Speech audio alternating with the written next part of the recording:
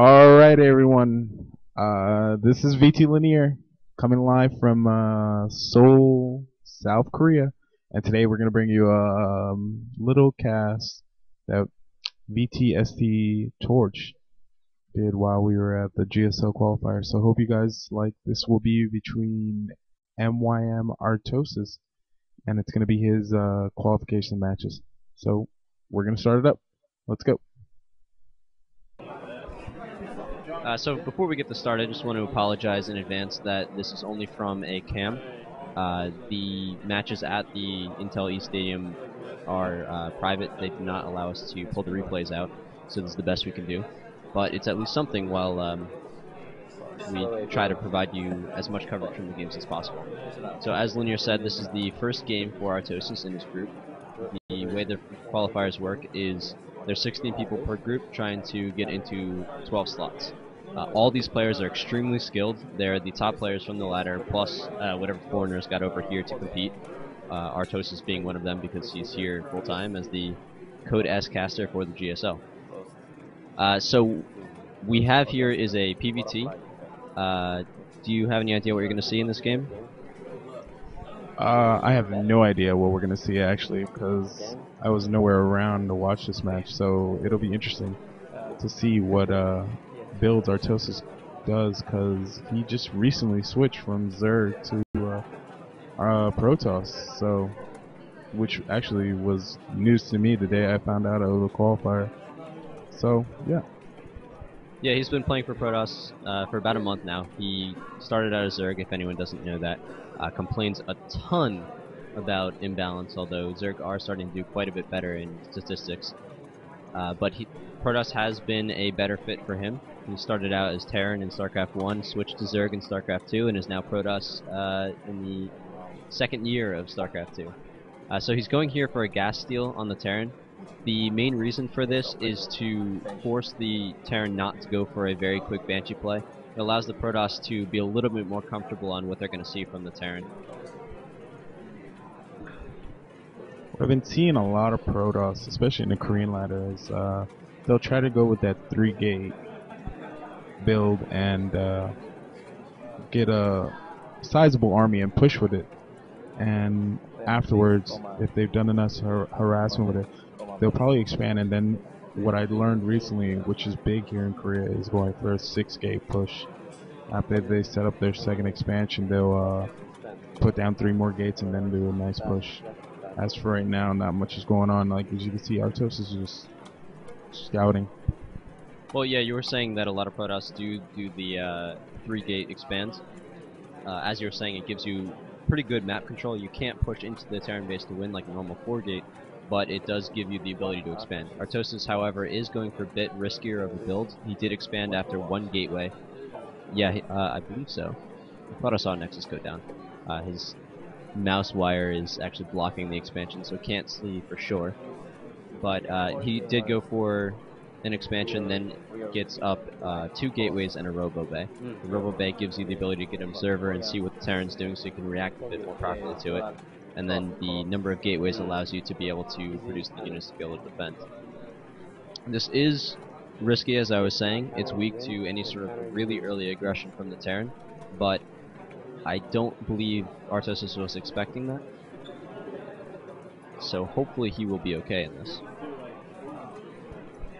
Yeah, wow. I did not see him put down his expansion, so it'd be very interesting to see what he does. He did 1 gate, then Cyber and another gate, and now he's going with a Robo, so I'm sure he's going to put 1 more gateway down, as you said. So now Artosis is putting a pylon down behind the expansion minerals of the Terran player. This allows him to warp in reinforcements very close to the Terran base, but it also allows him to scout to know exactly when the Terran's expanding. It's something that the Terran usually won't really check for unless they're just about to expand, so it does buy you the time that you need to be able to get the intel that you need to be able to react. However, he does not have vision of the Terran's base, so he's not completely sure if the Terran's building the expansion inside the base and then is going to float it out. Yeah, I'm sure as soon as this observer gets over there, he'll find out very shortly. Right now, he's just keeping his probe pretty much in front of the Terran's base to make sure he doesn't. He'll know when the Terran pushes out towards his base or have a good idea. But as you can tell, the observer will be arriving at the Terran's base pretty shortly, like right now, and he will see what he has building. I cannot tell. So there's two barracks, one with a reactor, and then tech labs on both the factory and the starport. This allows the Terran to get a Raven out, which will help to get the point defense drone, which defends very, very well against stalkers. It also allows for detection in case the Protoss is going for a Dark Templar build, which the Koreans are quite fond of doing, at least in PvT. So Artosis is going to see that there's going to be a heavy amount of Marines coming out. However, the Terran is posturing for a defensive position, so Artosis is actually going to be gaining a lead as he does have 2 base against 1. This will hopefully buy him time to be able to get up the gateways that he needs to be able to get the reinforcements to be able to defend if the Terran does do any sort of strong 1-base push. Yeah, Artosis sees that he has a short time window to attack, so I'm pretty sure he will be pushing out very short once his first Colossi comes out, and he'll try to do a little timing push with it right before any of the Raven or the Terran can amass an army to do any significant damage towards Artosis, which is pretty smart of him. If it doesn't work out, he'll probably move back and just start macroing up a bigger army and taking up as well.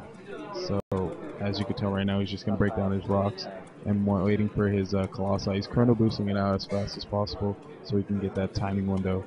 So it's very critical of him to make sure that all his units come out at a certain time.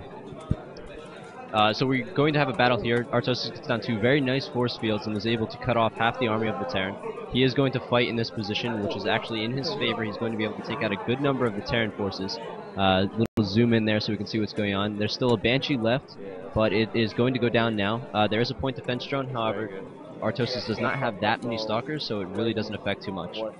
He's going to try to chase off this Terran army to try to get as many kills as he can as he pushes into the Terran base, see if he can do any sort of aggression. As you can see here, he's leveraging that pylon that he built earlier in the game to produce reinforcements to try and cut off the retreating army at the same time.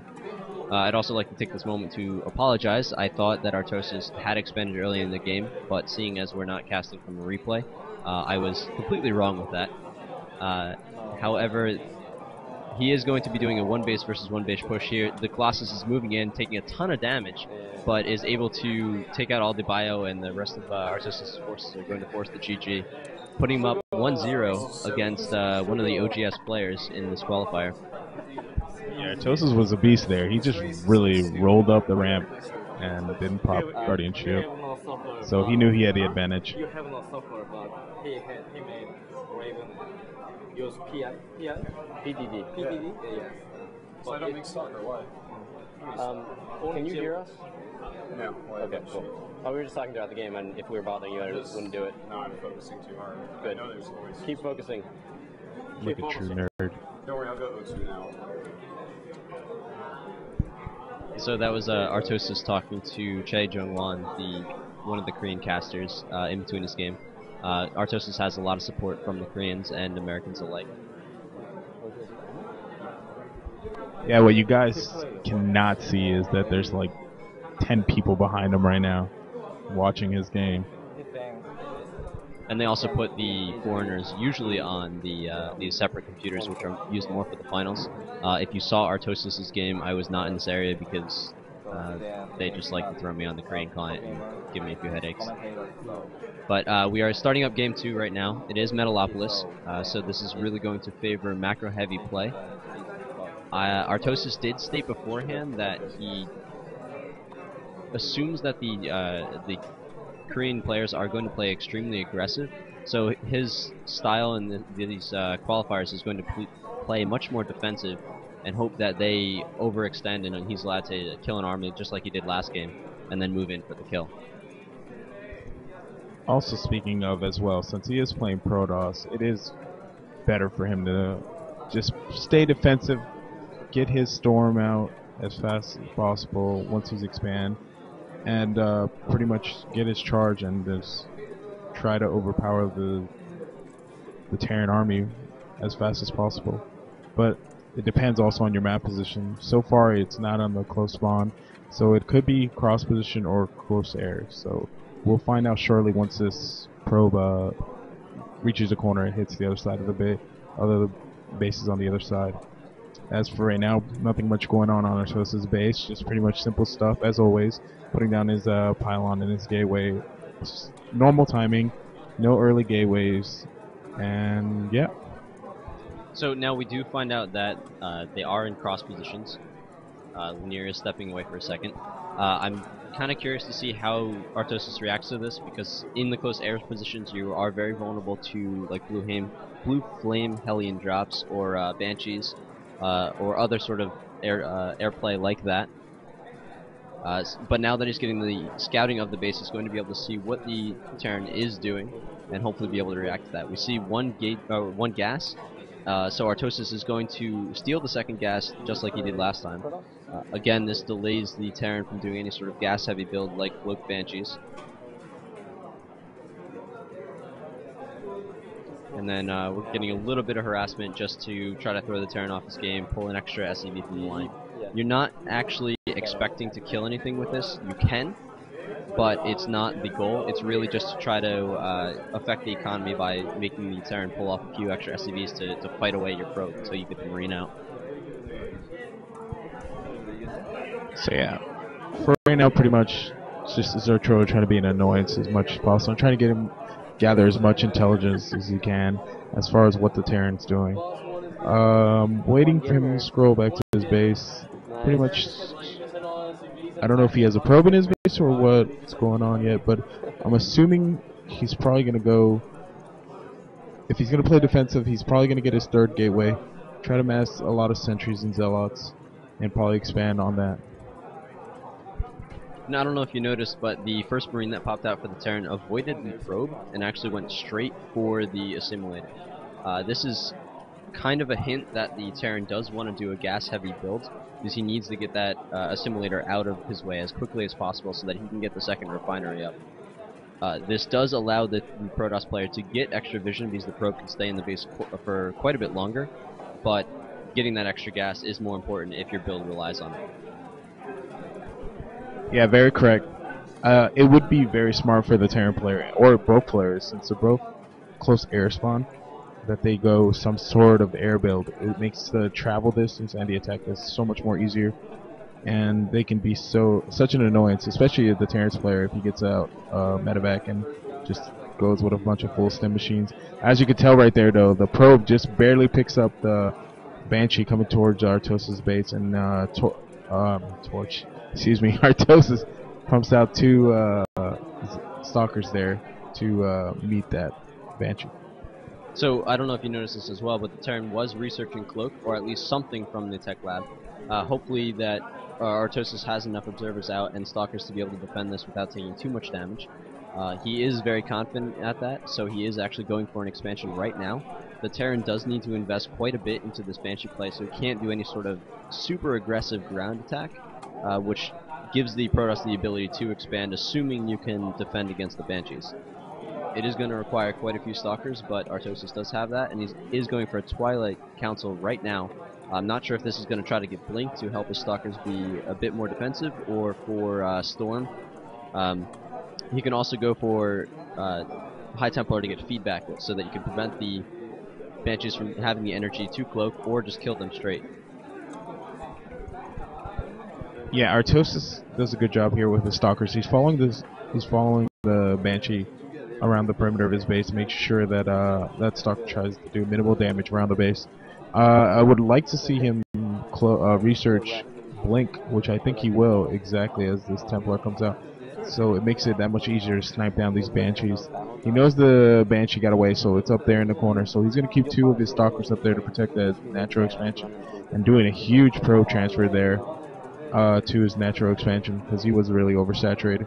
So very smart of him.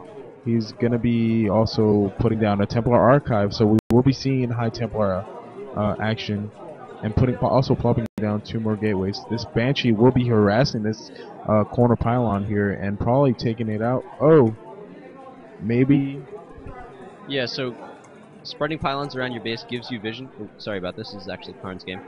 So spreading buildings around your base does